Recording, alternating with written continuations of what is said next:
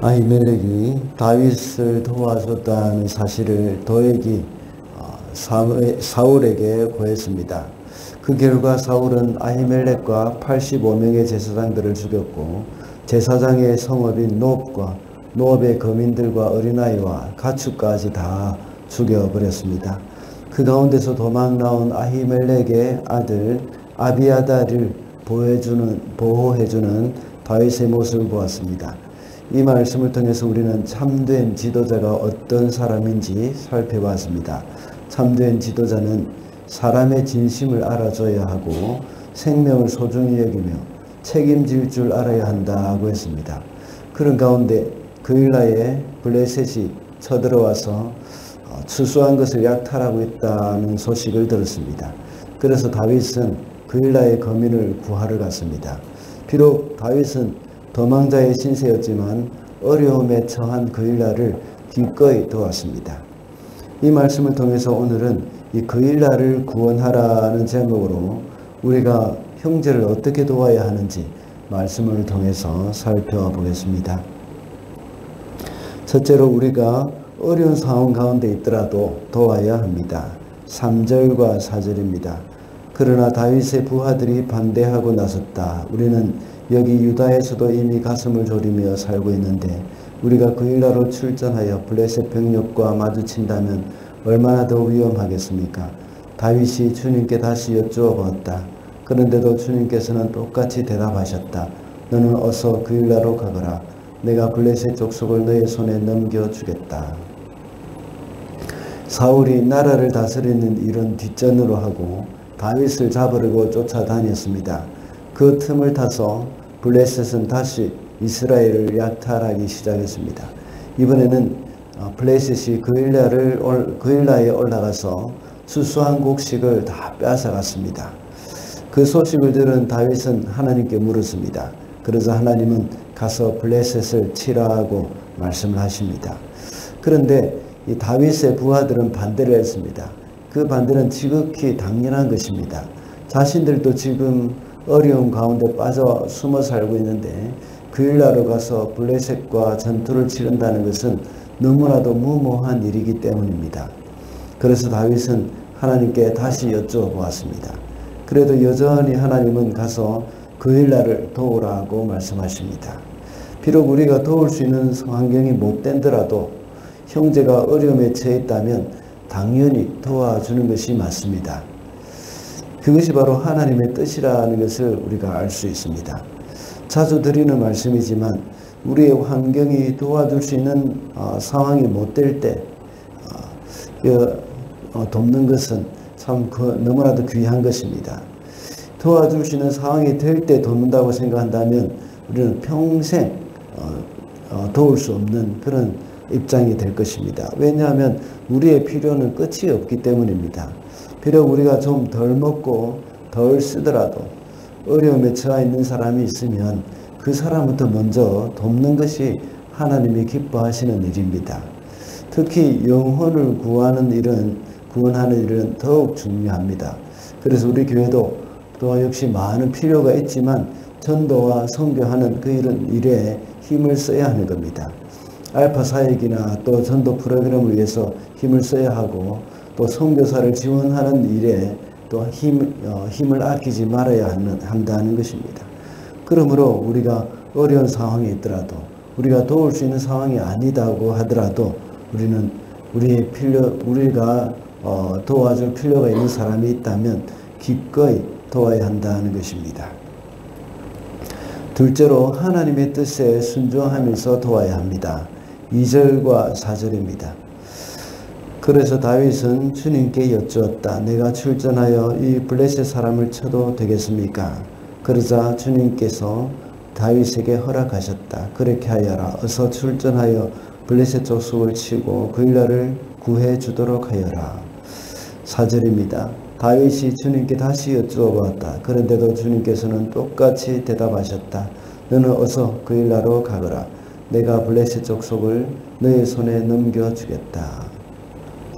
앞서 살펴봤던 대로 다윗이 그일라를 구원하러 가려고 하나님께 기도하며 물었습니다. 하나님은 가서 구하라고 하십니다. 그러나 다윗의 부하들의 반대가 있었습니다. 그러자 다시 한번 하나님께 기도하며 묻는 이 다윗의 모습을 우리가 보게 됩니다. 오늘날 교회에서도 역시 다윗의 부하와 같이 말을 하는 사람들이 많이 있습니다. 그런 사람들의 말을 무시할 수도 없습니다. 그 사람들의 말도 모두 합리적인 그런 말이기 때문입니다. 하나님은 지극히 합리적인 분이시고 또 상식적인 분이시기도 합니다. 그래서 다윗은 부하들의 말을 듣고 다시 한번 기도하면서 하나님께 물었던 것입니다. 우리는 매 순간마다 하나님의 뜻을 묻고 그 뜻을 따라야 살아야 합니다.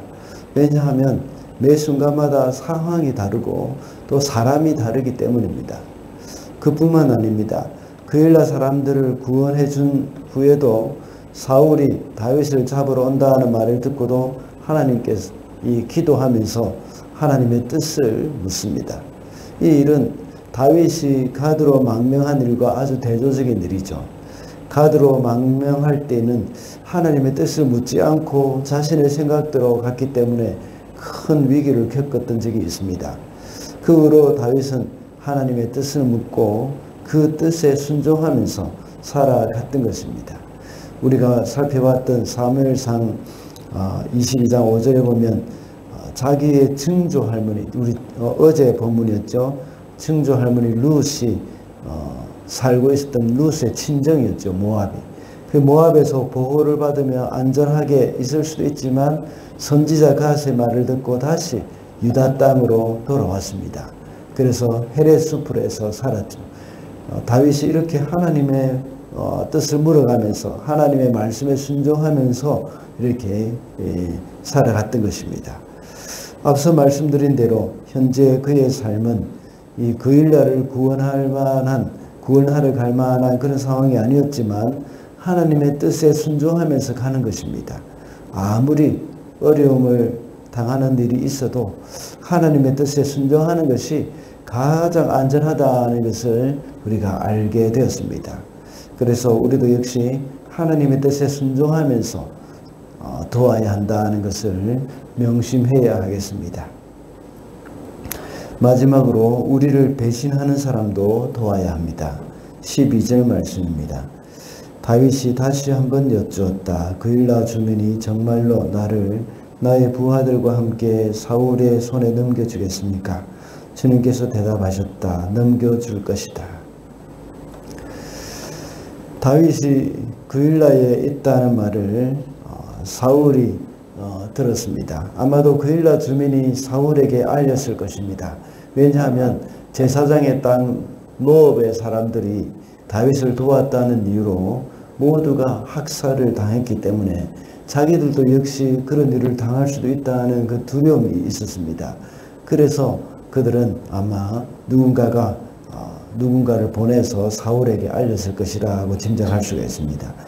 사울이 올 것이라는 것도 이제 다윗은 하나님께 물어서 또 알게 되었습니다. 그리고 그일라 사람들이 다윗 자신을 사울의 손에 넘겨줄 것이라는 것도 역시 알게 되었습니다.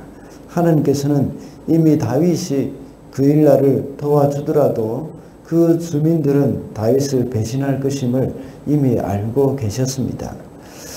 그럼에도 불구하고 다윗에게 가서 그들을 도우라고 말씀하셨습니다. 이와 같이 우리가 도와주는 사람들도 우리를 배신할 수도 있습니다. 그럼에도 불구하고 우리는 그들의 도움을 거절해서는 안 됩니다. 우리가 그 사람의 상황이 어떠하든지 또 그 사람들이 우리에게 이렇게 도움을 받고도 배신할 수도 있다는 것을 우리가 알고 그럼에도 불구하고 우리는 그들의 도움이 필요하다면 우리가 도와야 한다는 겁니다. 왜냐하면 우리가 그들을 돕는 것은 어떤 대가를 바라고 도와서는 안 되기 때문입니다. 그저 순수한 마음으로 그들을 돕고 그들의 필요를 채워줘야 하는 겁니다. 예수님도 그렇게 하셨지 않습니까? 예수님은 제자들이 예수님을 배신할 것을 다 알고 계셨습니다. 또한 가룟 유다는 예수님을 팔자라는 사실도 알고 계셨습니다. 그러나 예수님은 한 번도 가룟 유다를 대하여서 나를 팔자라고 생각하면서 차별하거나 미워한 적이 없습니다. 오히려 중요한 팀의 재정을 맡겼습니다. 어디 예수님의 제자뿐입니까? 우리도 그렇지 않습니까? 시시때때로 예수님을 배반하고 있지 않습니까? 그런 우리를 구원하시기 위해서 예수님은 십자가에서 죽으셨습니다. 그러므로 우리는 우리를 배신하고 우리에게 해를 입히는 사람이라고 하더라도 우리는 기꺼이 도울 수 있는 사람이 되어야 합니다. 그것이 바로 예수님을 닮은 그리스도인의 삶이라고 볼 수가 있습니다. 말씀을 맺겠습니다. 오늘은 그일날을 구원하라는 제목으로 말씀을 살펴봤습니다. 우리가 살다 보면 시시때때로 우리의 도움이 필요한 사람들이 있습니다. 그리고 우리도 역시 시시때때로 도움을 받아야 할 상황이 벌어집니다. 그럴 때 우리는 다윗과 같은 방법으로 도와야 합니다. 우리가 어려운 상황 가운데 있더라도 도와야 하고 하나님의 뜻에 순종하면서 도와야 한다고 했습니다. 그리고 우리를 배신하는 사람도 역시 도와야 한다고 했습니다. 오늘도 살아가면서 우리의 도움을 필요로 하는 사람에게 기꺼이 도움의 손길을 내밀어주는 저와 여러분이 되시기를 바랍니다.